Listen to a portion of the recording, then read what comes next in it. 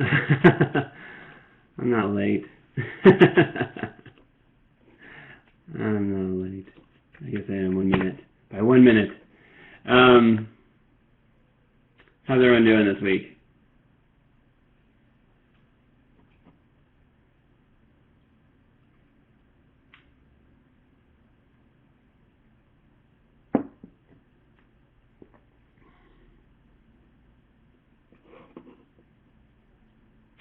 Just trying to get ready to jump out, rush out the door, getting everything together.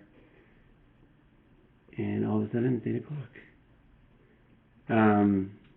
So, does anyone have any questions this week about, well, anything, of course? Today we're going to go over the walk a lot more in detail. Hips? Yes, we can go over that too.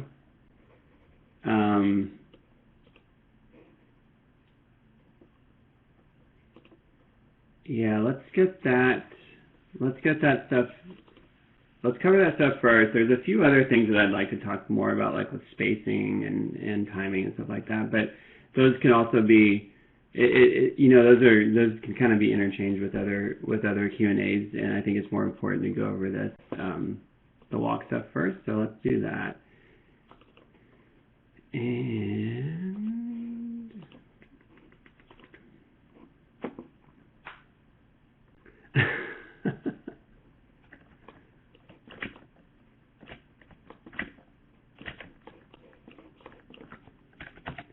so I will just go back to what we were doing last week and show you guys.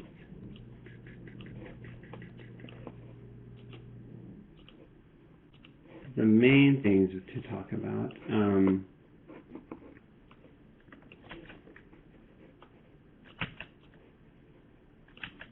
Let me see, this got a little bit messed up. I'm going to try to revert it back to what it was before.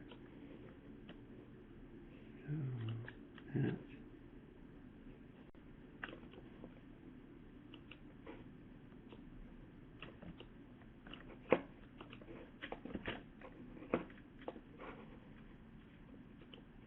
But in the meantime, let's go to questions. Hopefully I have the right answers. All right, deleting keyframes at this point. 4am support. Well, they are here, it looks like. I think they're here just to make sure everything's going smoothly in the Q&A. If you need if you have a question, definitely write a support ticket. But yeah, there you go. They're here.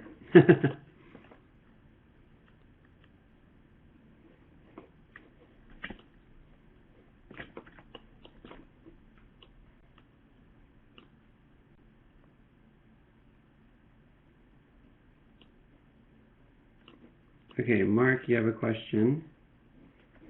Let's go to you. Actually, Carlos, you had a question first. You said you want to talk about the hips. So let me cam you, and let's just have like a general discussion about what you're thinking about with the hips. Okay.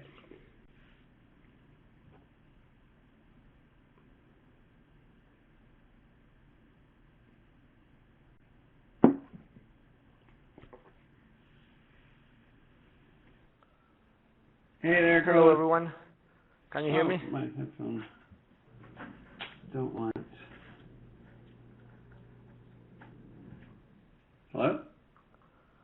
Can you hear me? Yeah, perfectly. Okay. Okay, nice. Oh yeah, my question was about the hips because I was having a little bit of trouble. Because I was not exactly sure. I was watching Bobby's video, and he was explaining like you should have like the Z rotation, but also he was playing some things that I couldn't understand. And when I was trying to make the hips work in my work cycle, I couldn't really make it work. So that's why I put a note for you, and I wasn't really sure. So I was probably I will need like a little bit more of like an explanation of how the hips should work like on the walk, like especially Okay. like the weight of the hips. Okay. That's what I'm not Yeah, really yeah. sure about. Okay, yeah, I'll go over that today Okay, cool. as we go over that in the Q&A. Okay, cool. All right, awesome. Thanks, Carlos. And Mark, let me see your question. I've seen the weight transfer pose done with the ball of the trailing foot still on the ground and with the tip of the toe on the ground. Your thoughts? Okay, yeah, this one I want to definitely go over in the Q&A. So, yeah, there's a couple of ways, and of course this kind of goes into like the whole Richard Williams thing where it's interesting. A coworker has his actual lectures, which is like hours and hours of worth of material, and it's really fascinating. And basically, he goes over what he goes over in the book, but in like really great detail. And so I'm still going through them, but yeah, that's his big thing, right? Is that he goes over walks and like how many different things you can do with a walk, and how much personality you can get, and he shows like the basics, and he starts to do the opposite of what that said. So with walks, the interesting thing is that there are a few very like specific rules about the mechanics of a walk, and then once you start getting into the personality of the walk, it kind of changes in that way, and that's something that Richard Williams does a great job of explaining. But those rules, you'll all see, like those basic mechanics, a lot of that is happening here in this vanilla walk. And that's why we do the vanilla walk, is for that reason. So, so today, this is a good time to go over the two things that were the questions that have come up here. One of them is the weight transfer with the hips, as Carlos has asked. And then the next one is the foot roll itself and how that is handled. And I went over that a little bit last week on like how like the rotation versus using the actual foot roll attribute. But with the foot roll here, I just want to go over like what I'll be looking for and like what's the like kind of the best way to handle that. Or one way to handle it, I should say. So again, like if you get results that work for you, but it is kind of a different approach, then that's fine as long as it works for you. But the main goal here is to make sure the mechanics of everything are working well. So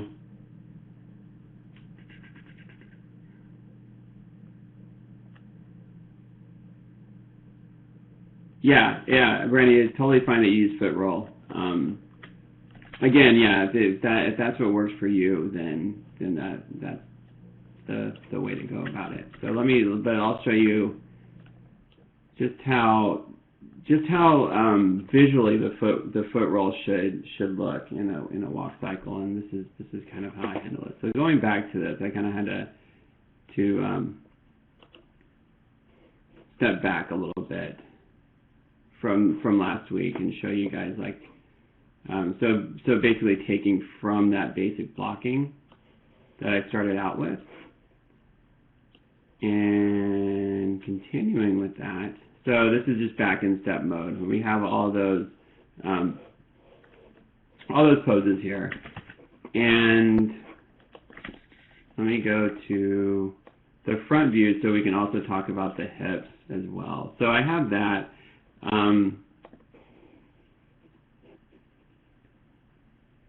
And it's just one step here, but this should be enough to demonstrate what we need for going further into polish. And I have my blocking, it's in step mode here, and then what I'll do is from here, I'm pretty much satisfied with it, the way it's working, and I will just go into spline, and of course that might be a little bit mushy. Like you see, like for the most part, the walk works, but you know all the weight isn't there, and there's really not much going on with the hips. If we look at the front view, it's just like the up and down is there, but we don't have the overlap. We don't have the weight transfer and all that stuff. So let's go over that first, and then any questions you guys have about that we can cover, and then I'll go over the foot roll itself. So what we want to do is get this walk to feel like that weight is going from one foot to the next, right? That's the main accomplishment in any walk, is to actually put some weight in there. And you'll see like a lot of, if the walk cycle isn't done right, or there's like a bad walk cycle, then that's usually the main culprit, is that the walk just doesn't have any weight, and therefore doesn't have any believability to it. And the reason, going back to why walks are so important, is because with any acting, any character that you have, they're usually, unless they're a fish or on a hoverboard or whatever, like there's all these other cases, but usually they're going from point A to point B, and while they're acting, they're going to travel from one pose to the next, or you have to make it feel believable, and you have to get that weight down. So yeah, that a lot of that you're going to see in the hips. Now, one thing that I find really interesting, going back to like the basics of just what we started learning from the beginning, is that, let me see if I can do this, yeah, is that if we turn off the legs,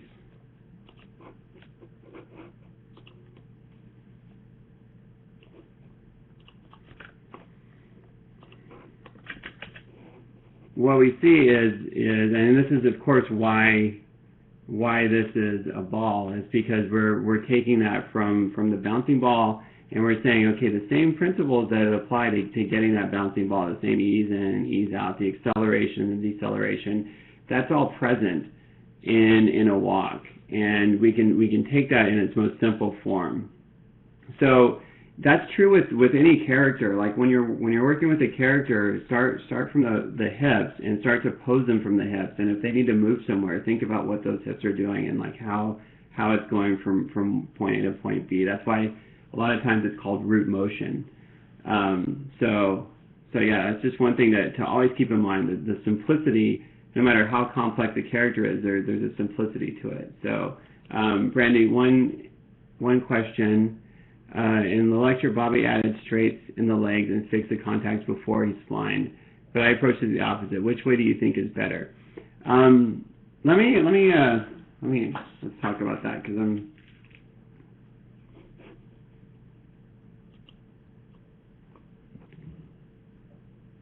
oh, your camera's broken. Okay. Well, ultimately, let's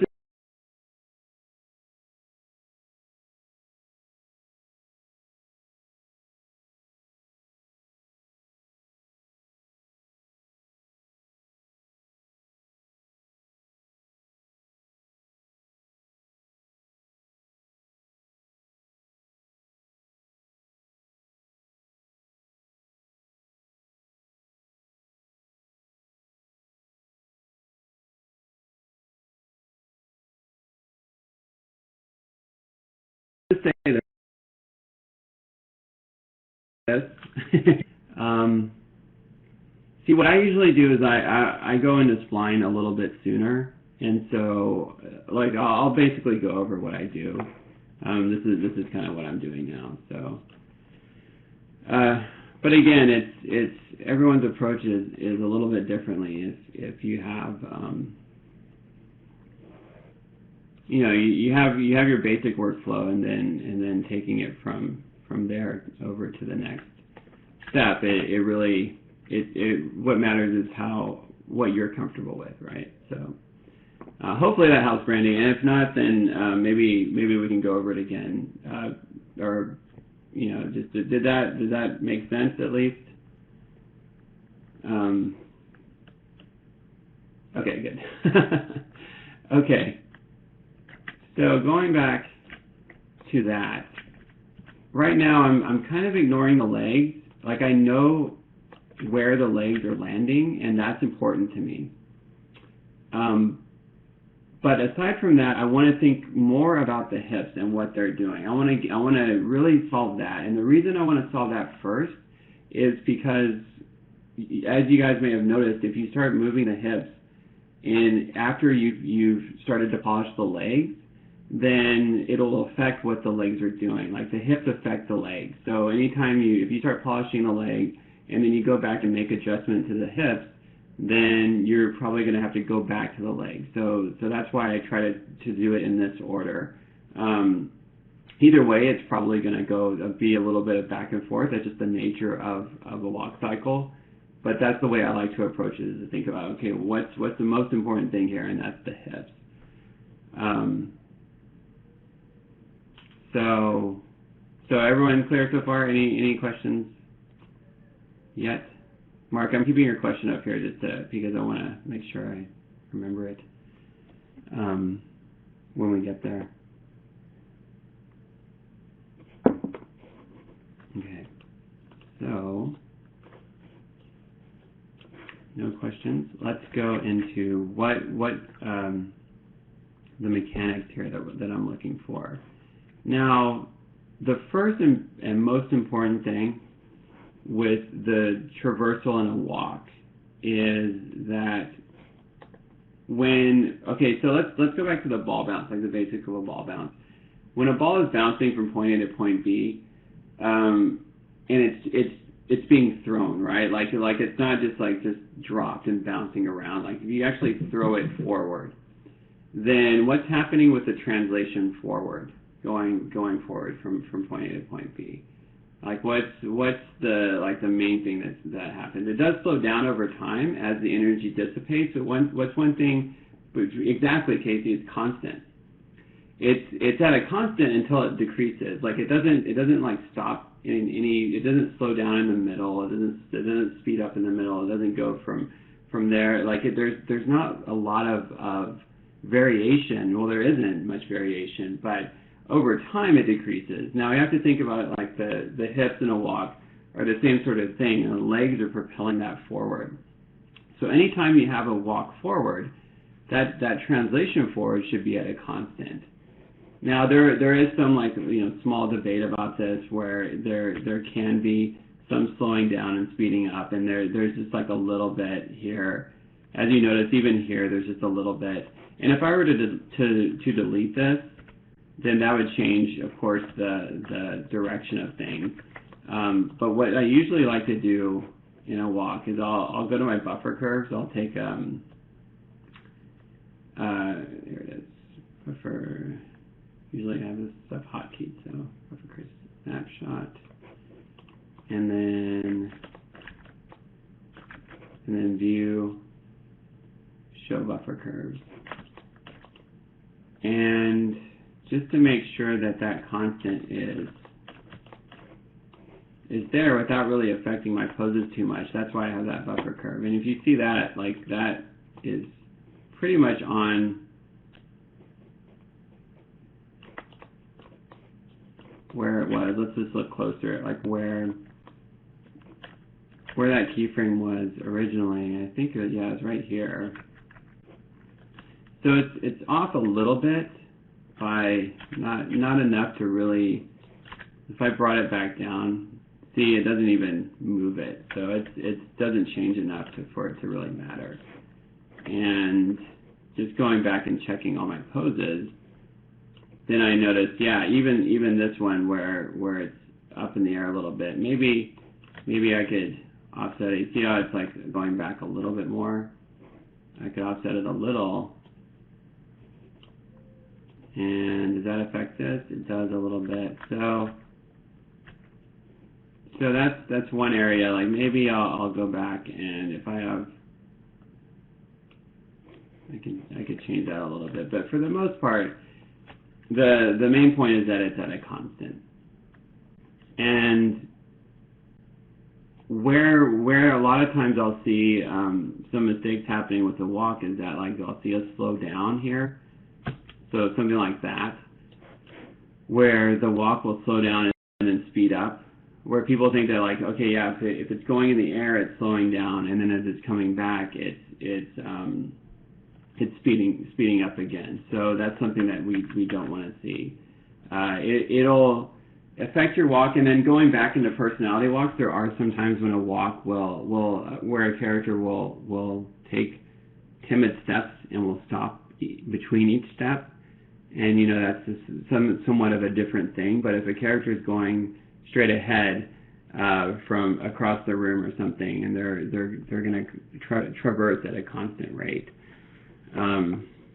until they start to slow down, right? So if they're going to a stop, now it's a whole different can of worms. Is that like if you go and you go into a stop, then there's a whole different thing that's happening there, and you guys will get into that in class 2.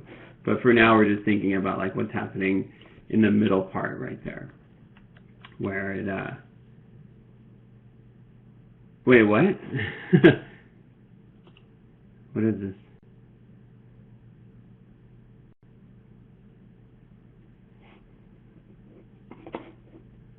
I'll have to look at that later.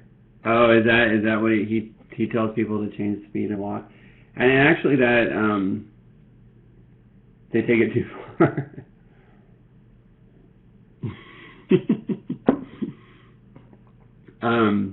That comes from, I don't know if Phil Tippett was the one that kind of set that standard, but I know he's one of the earliest ones to say it, to say this is the way a walk should be. You should have a constant going forward.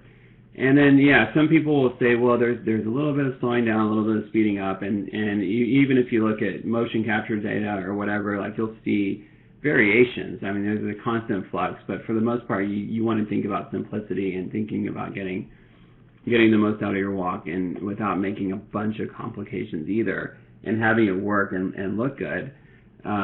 So you don't want to worry about the little tiny bit. If you're going to put that much slowdown, it's going to be almost you're not going to perceive it. So that's the other thing to think about. Okay, so everyone clear with that? Yeah, exactly. Okay. So if we're thinking about that, then Julian, you have a question for this assignment. Is it okay to use post infinity to extend it from 24 to 48 frames, or do we need to copy paste keys over or rekey it manually? I'd rather you guys rekey it manually, just because it'll give you more practice. I'd rather you not use infinity. It's okay to copy and paste, but get the results. Like if I don't notice it, then whatever way worked for you. But I think it's more advantageous for you guys to actually go and manually do it throughout all of it, because you'll get more experience doing it that way, and it's a lot easier on you later to say, okay, I need to put my poses down, I need my character to walk, and I know exactly which poses to do and how to get to those poses. And walk cycles generally look worse the shorter they are. So let's say a game character has a walk cycle that's only 2 steps or something. And you'll see that walk over and over and over again. A really good walk cycle for a game character is thousands of frames long, because it's one that every step has a little bit of variation to it, and there's enough to where it doesn't repeat itself too much to where we're humans naturally we kind of hone in on repetition. And if we see it too easily, then that's something that we'll pick up on, and we'll understand, oh, that doesn't look very good. So sand the floor. Yeah, exactly. Now paint the fence. It really is like that. So yeah, the more practice you have, the better. So there's that. And then, just looking at the translate Y, the up and down, generally, for here, I don't think I would have an ease out of this move. but going down in here, there would ease in. And then you see at the top, there's like a bigger ease. And that's where that timing changes, is the up and down. And it's just like the ball bounce, is that we can say, okay, this is its highest point, and there's a slow constant going over here. Like maybe I would want this to be, let's see if we can play with this a little bit. So it's not too far up. So we get like a push forward as it goes up, and then as it goes down, it starts to accelerate down again into that move. And we can adjust this timing all day. We can say like, okay, maybe it hangs even longer than that, so I'm going to make this tangent further out, and that will make that drop a little bit more sudden. I can do it here with this tangent, or add another keyframe, whatever I want, like that. That way I can get a quicker rise, and then it hangs up in the air. You see how that just totally affects the way the hips go up and down there. What if I deleted this one? Now that's going to change this pose a little bit, which, again, this goes back into more of a personality walk thing. That if I start to affect the way that this walk worked here, then maybe I can smooth it out a little bit this way. And now I'm back to using tangents. So there's a longer ease and a shorter, more abrupt change. So that's all stuff that I can work with. Now, for the vanilla walk, it's not as important, but later on the personality walk, all these things are going to have a huge effect on the way the walk comes across. So, do you want us to add a slight difference between each step, or for basics, just make them the same for these 4 steps? That's a good question. I think that slight differences even for these 4 steps would be a nice touch.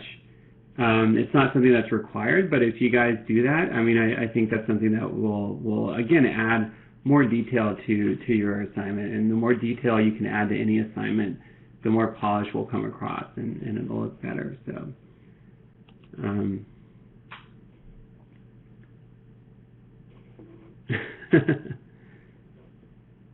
Cool.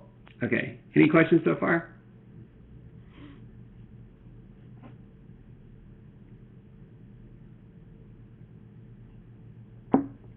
Okay, what else is happening with the hips? Now, one of the biggest things next, like I'm kind of going down from like the most important things, like the things that if I only had 10 minutes to make a walk, I would throw in. And then now that the more time I have, the more I'm going to start adding these things in here. So up and down, translation forward, those working in a walk, that's extremely important. The next one to get that weight across is the translate X. Now this is something that I talked about last week a little bit, and it's, we're not really going to see this as much. Some of you guys were nice enough to do the play blast from the front, and of course that wasn't required for this assignment, but it's also nice to see that you guys are thinking about that. Like, I think that's a really good thing that you guys are putting that much detail in your walk and really thinking about it from every angle. So yeah, like the weight transfer over here, we're going to see it translate over this foot, right? So as it goes from here to here, it translates over and then goes back. Now what I did there is I added that keyframe, but if I look at my curve editor, it still had keyframes right here that kept it from doing that. Now that I don't want it to be an abrupt thing like that. I want it to be like basically it's going back and forth with each step. So this is somewhat like the up and down, where if it goes from one step to the next, then it's going to go over to the next step, and then the next step would look something like this, but the opposite. So it would continue on forward. And I don't have the next step in this shot, but if I did, it would look something like that. So, and then like I could actually see it more like I'm going to just do this, just for the sake of the demo here. If I were to see this many steps down the line, force pose infinity, I will oscillate that. Now I'm not telling you guys to use infinity curves. What I'm telling you guys here is that like the translate X would look something like that. Like as it goes from step to step, it's going back and forth between that. Does that make sense? Okay, good. Just making sure.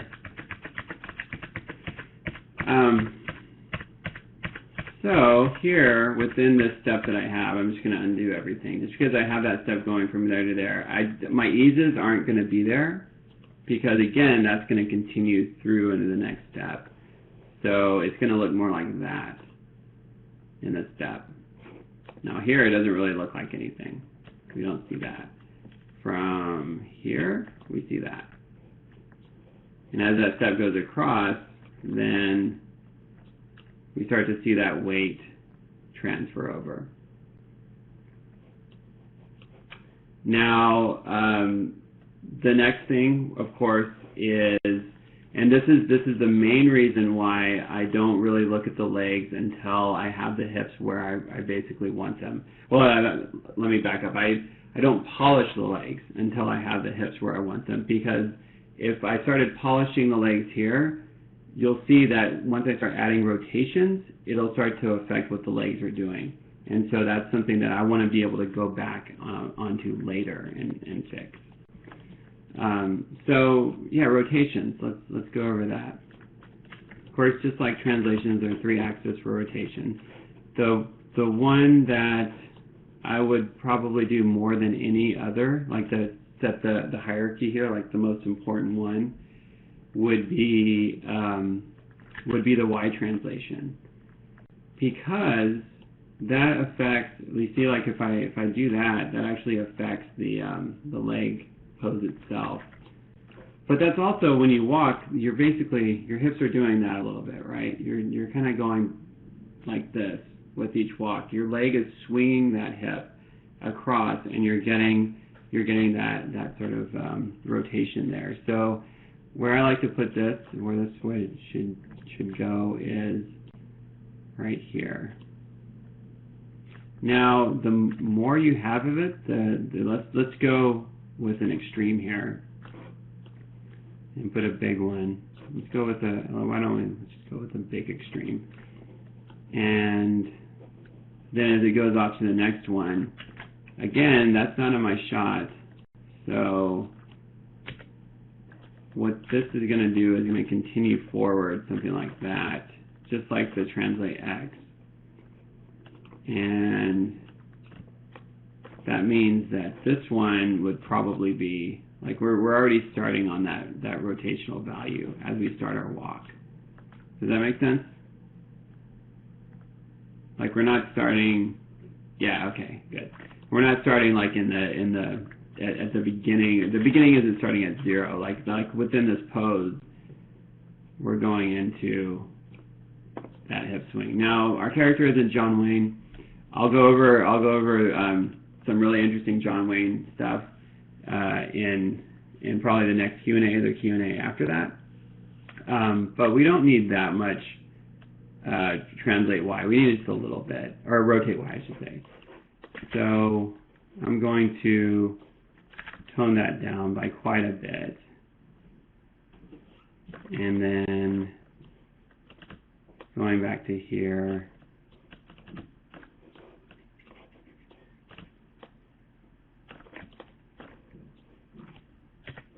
Again, the eases will be, I want these to be similar in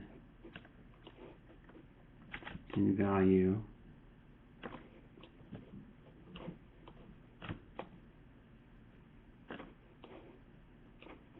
So this will kind of start a little bit more over there.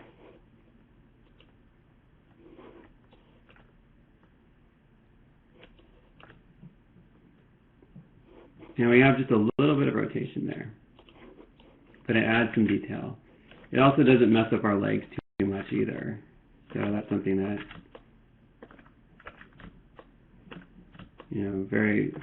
something to be conscious of.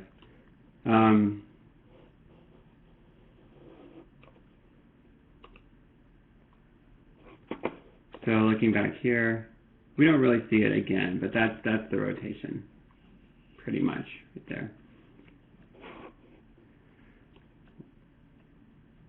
Oh, did he drop out? Oh, he's there. Okay, good. So everyone clear on that one?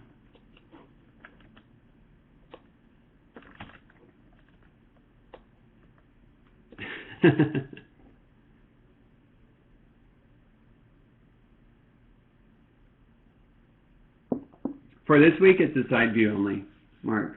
Just to clarify, unless they change something that I didn't know about. But I mean, you can upload both of them if you want, but it's not a requirement.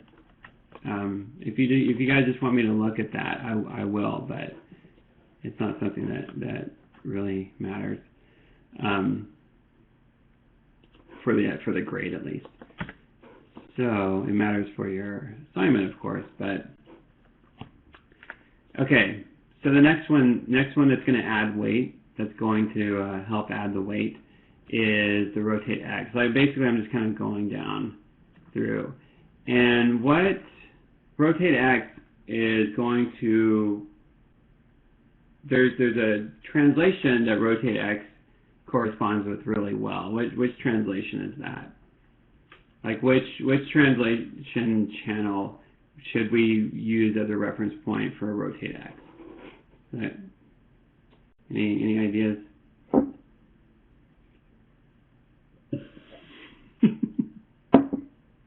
Julian, I just read your comment. Yeah, it's Y. It's translate Y. So like if we look at translate Y, then we can relate rotate X pretty well to that. Like we can say, okay, the hips are coming down here, and in that case, we're thinking about simple overlap here. So when the hips go down, the overlap goes up. But right now, I'm just going to do it exactly the same, and I'll show you guys like what we can do to offset things. So, and the hips up here. So what I'll do next is, again, there shouldn't be any eases on that because these are all part of a constant motion. In fact, what I'll do now is I'll just start using my infinity. So turn on post-infinity cycle, and I'll do pre-infinity cycle. So I'll just have that set. And you notice here when I do that infinity, let's just look at this rotate X here. How there's like a little bit of weirdness going on like right in this area. So I can fix that by bringing that up a little bit.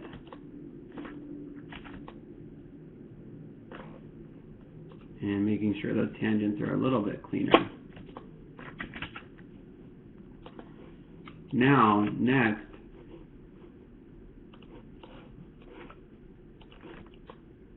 I want to offset that.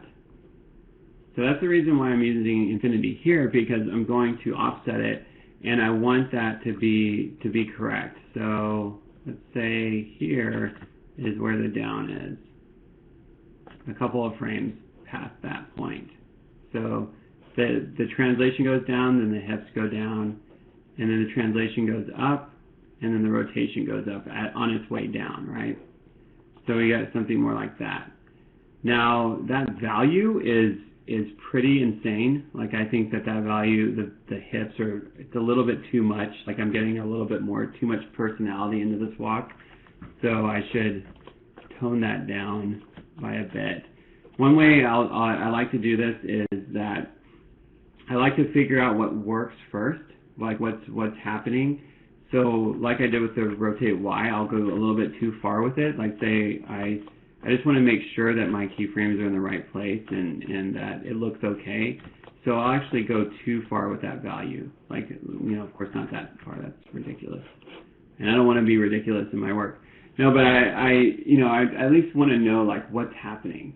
And so I'll go really far over the top. I'll say like this is where that timing is.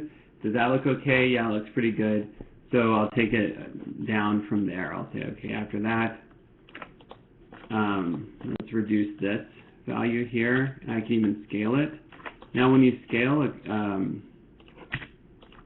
a curve in the graph editor, make sure you scale it. It's relative to the point where you start that scale. So basically where your mouse cursor is. In other words, if I were to scale from up here, it's scaling from that point. You see how I drew that crosshair there? And I don't want to do that. I want to scale from that middle point. So I'll just put my cursor here and then scale it down there to where it's pretty close to being like, maybe it's too little there. But again, I don't want it to be too bouncy either. So, and then again, I'm looking at this with my Translate Y. And there's a huge ease in here, so I'll at least try to reflect that over here and get more of an ease in there.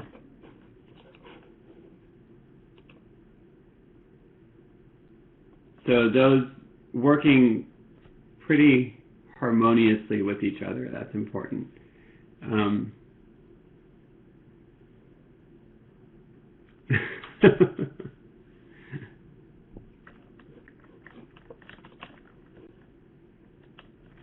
So there's that, and then what's the last step here?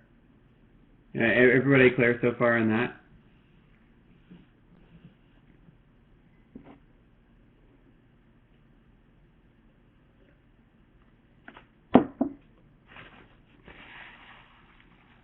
Okay, what's the next step? What's the last one for the hips? What's missing here? Let's look at it from the front.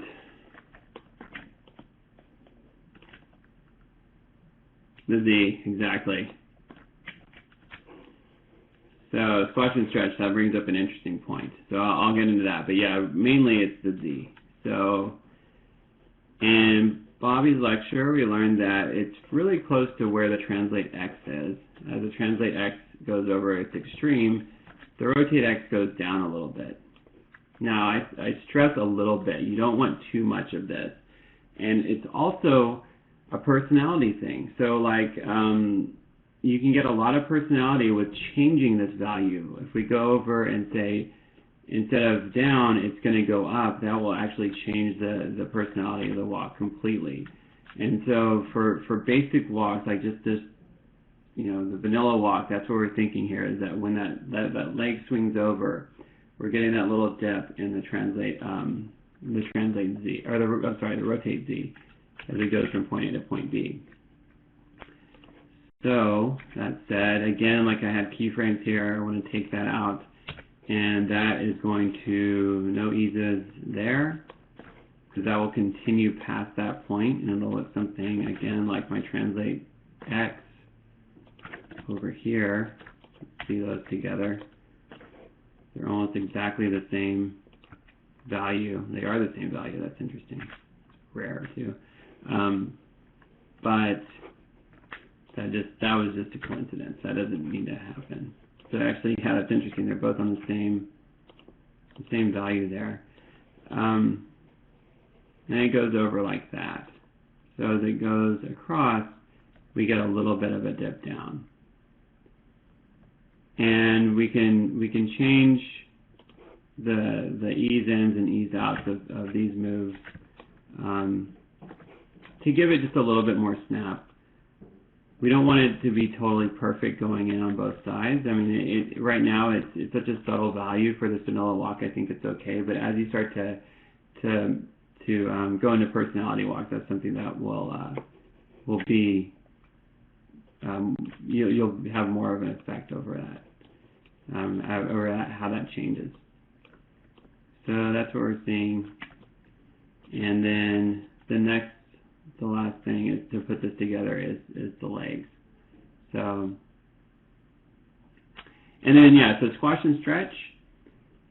Should we put squash and stretch in this walk? I don't recommend it. The reason why is because if you think about squash and stretch, like for this walk, it's not a very necessary thing because you're getting squash and stretch already, right? We're already getting squash and stretch in this walk. As the character goes down, we get a squash shape. So it's not a big one. It's not like a really squashed out sort of shape like that. But the overall shape is more of a squash shape than this stretch shape. So there's already squash and stretch happening. I like when an animator can get squash and stretch without going into a control of squash and stretch and just manipulating it that way. Like I feel like that's more of a cheat than actually going in and making a pose that's a squash or a stretch and a squash.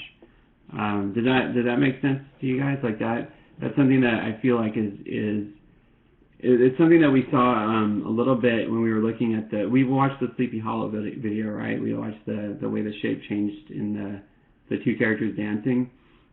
That sort of thing. Like we get it more within the overall shape of our poses than actually just saying, okay, well this is just squashed out like that. And that's something that I feel like computer animation can with controls like this, we can cheat it a little bit, and it's like a crutch. I feel it's not something that's going to help you as much. That said, there's always a little bit of icing that you can put on this cake, and I would say if you're going to do a little bit of squash,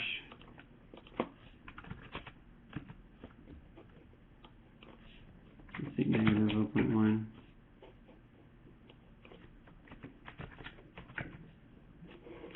I would put it there with the rotate X, and if you're going to do a little bit of stretch, I would do it there with the Y, or the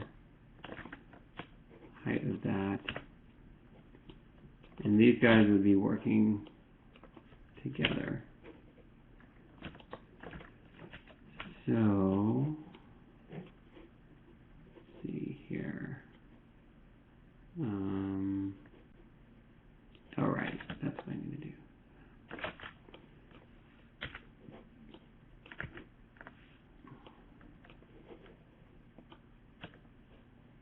Let's use oscillate here.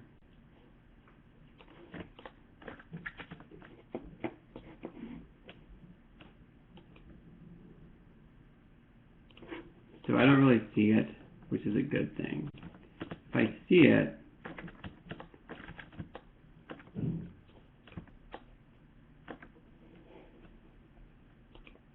that's more of a bad thing. That's too much. But if I just have this little bit of a notion that something's happening, like I don't even, my eyes aren't even like consciously aware that that's happening, maybe I can go a little bit more. And I also think maybe it would look more interesting if it snapped into it.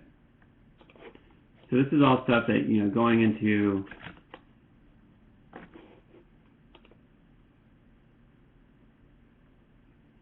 can add something, but you don't want it to overtake what you've already done.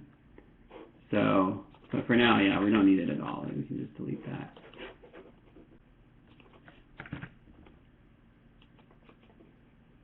Okay. Oh, I'm running out of time. So also notice, like just what I've done here, my poses have changed. So like my leg has changed, which I don't want. This pose is kind of offset, which I kind of knew about with the translation forward, but that probably also had something to do with the translation over.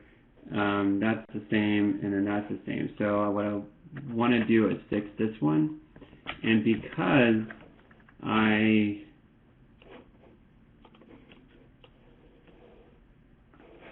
because I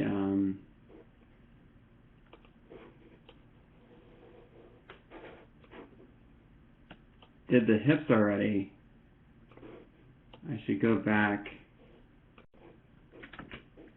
and change the leg. But that, what's going to happen here is going to change this leg back, maybe. Oh, that actually worked to my advantage a little bit. That straightened it out a little bit more. So, and then that looks better. So, okay, that works. I might have to change this one too. What's good is that this is a transition step, and so what that means is I can go back and just make that wider.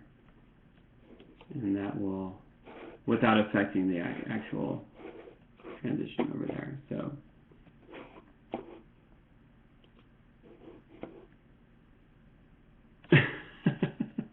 What? Oh, you added squash and stretch on yours. Ready? Oh, good. And no one noticed it except for Dom, but he can see sound, so then we know that's right. So.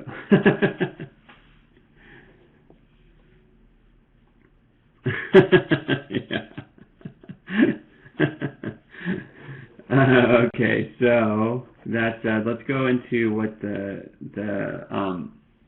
foot roll is doing, and this is something that, as you guys noticed, you may have noticed, I put a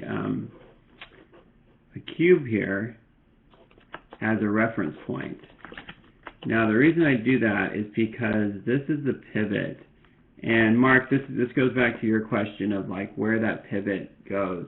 Now for a typical walk, that foot roll is coming up off there, and so that pivot point is going to transfer, like it's going to start at the ankle, right, and then it's going to transfer over to that toe, and then it's going to push off the ground. And so that's why with this pose,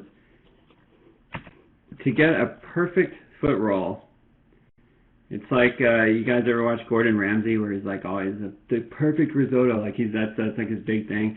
This is the same sort of thing where it's like the perfect foot roll is like right there's just enough, and it's going to roll off at the toe, but it's also going to have some snap to it.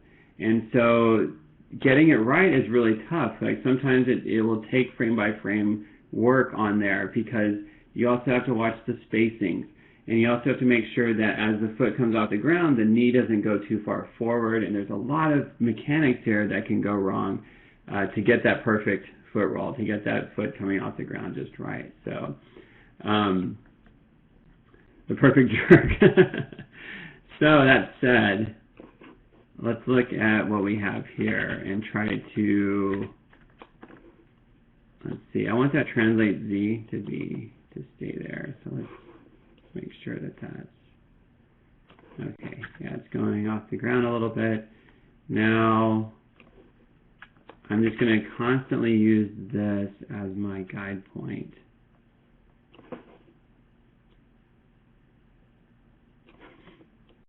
What's happening here is there is a ball roll. I don't have the foot roll here.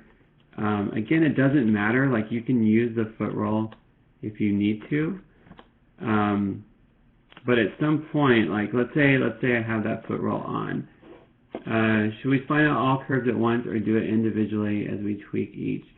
I would say, like, if you have them all in steps mode, spline them, turn them into spline like I did, and then go in there. But again, that's more of a workflow thing. I can't really say what's going to help you in that respect, but I feel it's easier like if everything's spline there. Does that make sense? Okay, good.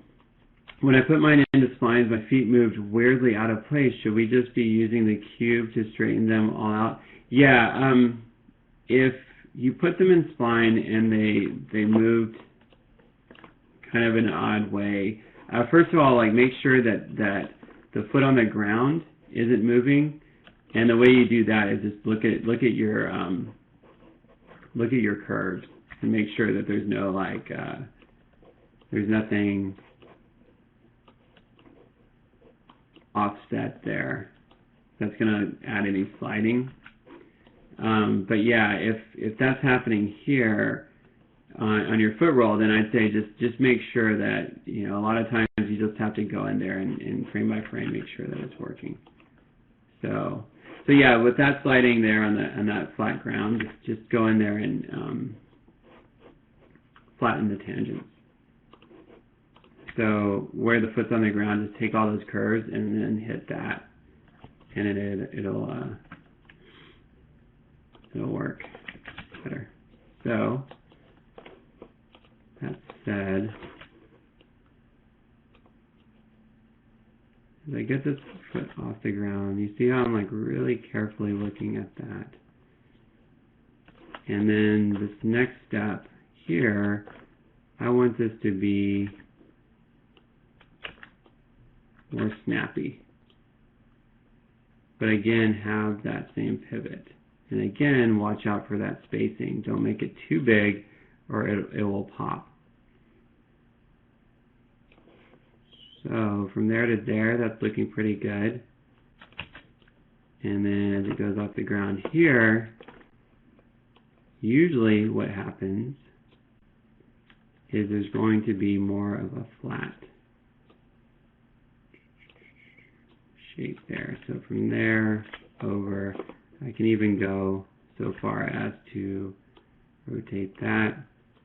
Now, if you guys have been using the foot roll attribute, at some point you're going to have to switch between one frame and turn off the foot roll, like take that foot roll, go to 0, and then rotate this. And when you do that, just make sure it matches up between frames.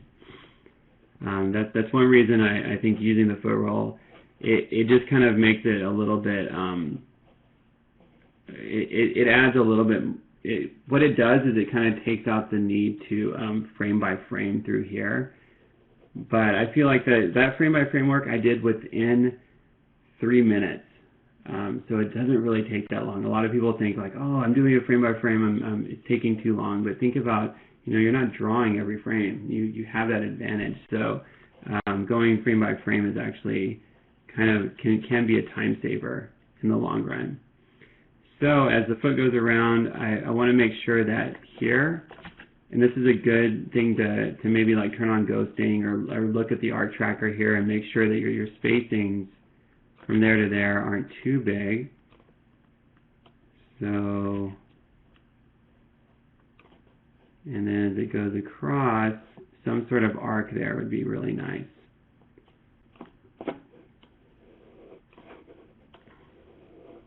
So that's the foot roll that we're getting. That's going to be a little bit snappier. But you see how it pivots from this area and pushes off the ground.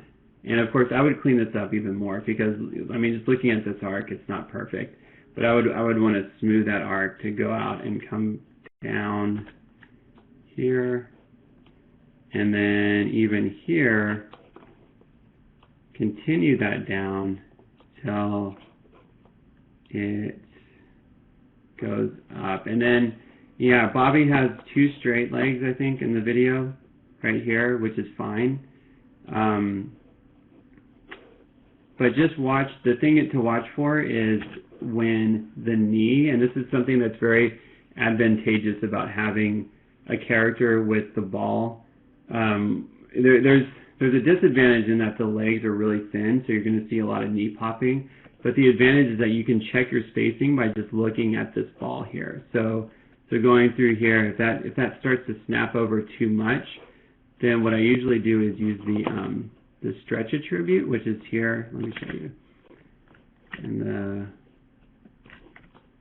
perspective, see that, like that heel control.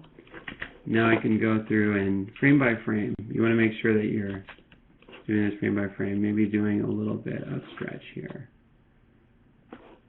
So it doesn't straighten out too quickly. And if it does straighten out too quickly, then you're going to see that pop. So that's where even then I need to smooth this out. That's the last thing you want to do in a walk. Is mess with that stretch attribute. So I'm sorry. I see you guys have a lot of questions. Let's go over them. Okay, so Casey, I answered your question about the splines. Did that help? Do you want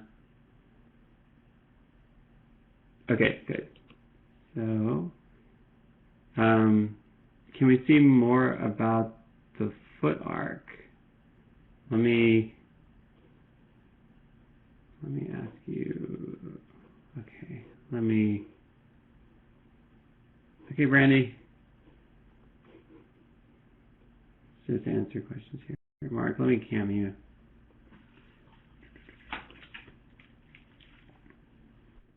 Hey, Mark. Testing. Can you hear me? Yes. Okay.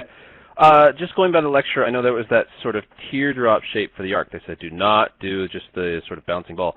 So it came over, and then at the end it sort of came up a little bit and then down. So I'm just wondering, like, is it really minimal, that last pose before we get to the first contact pose, really? Yeah, like how? Here? Yeah. So there's this it almost seems to come up or even level off before it came down, according to that arc they were suggesting we use. Yeah. So, like, is that just above the ground?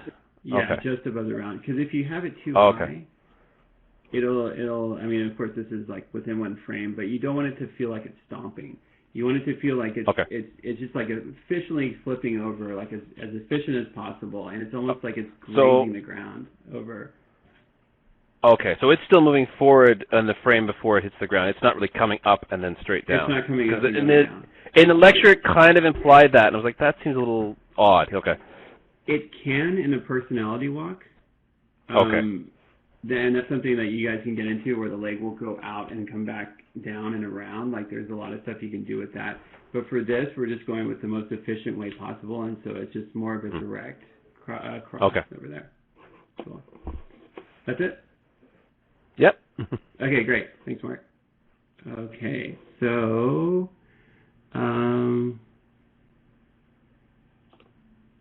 how high would you have the heel? Oh, okay, wait. I answered that one. So that was Mark. Dom, can we see more about the foot arc? Let's did that help? Let me answer this question. Hey, Dom. Hi. Okay, so last week you were telling us about like the foot arc was not doing just like a simple up and down. It was actually doing like an S shape. Mhm. So I was just wondering if we can see more about that. Well, that's what I was talking about with Mark, right? Okay, sorry, I was not listening too much. You were listening. Okay.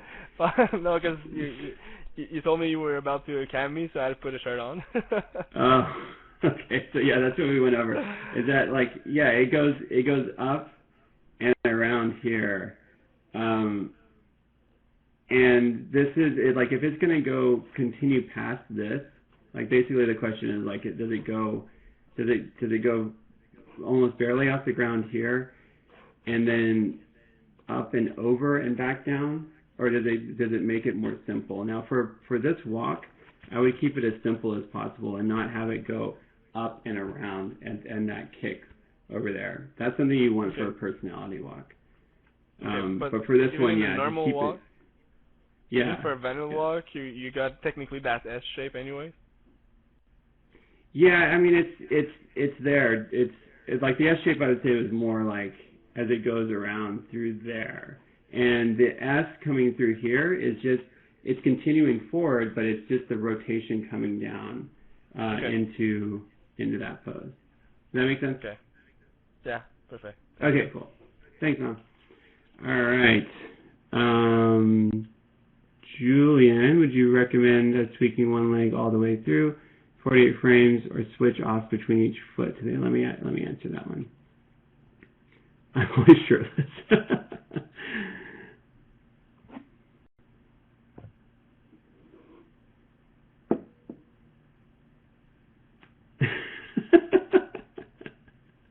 That's going to be your new nickname, Dom.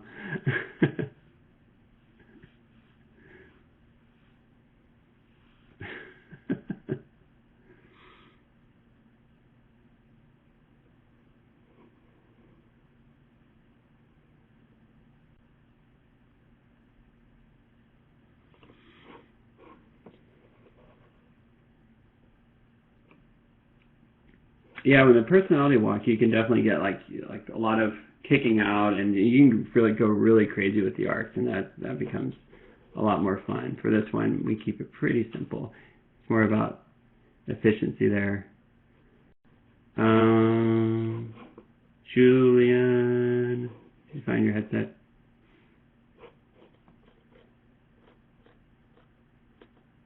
Let me try it again. Let me try it again.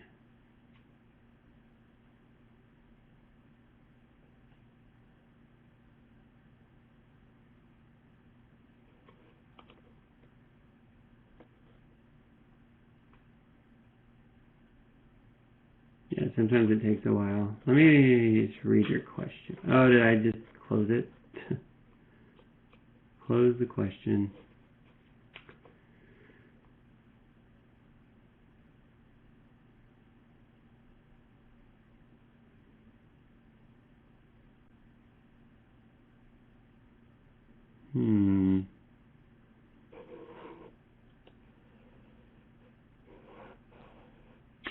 So basically what I understood was for your question, just because I'm sorry I'm going to have to take off pretty soon, but what I understood for your question was you're basically asking, do you key one leg and then go back and keyframe the other and work like basically one leg at a time?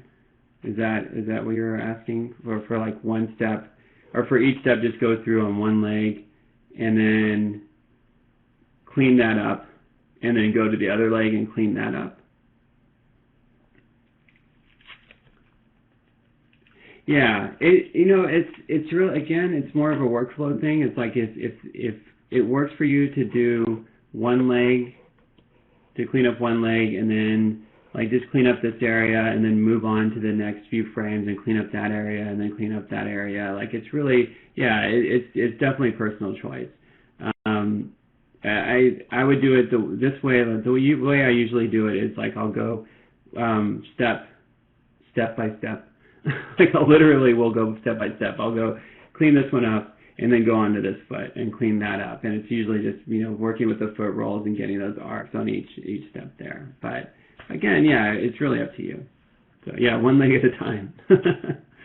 So make sense? Okay, cool. All right, guys, that's it for this week. If you have any more questions, please, I'm going to save this. What's today's date? 8/20. Just in case we want to come back to it later. Remind me next week if you guys have more questions about the walk that I have this one open, or I have this file. But yeah, that's it. Have a great week, and I will talk to you guys next week. Take care. All right, take care.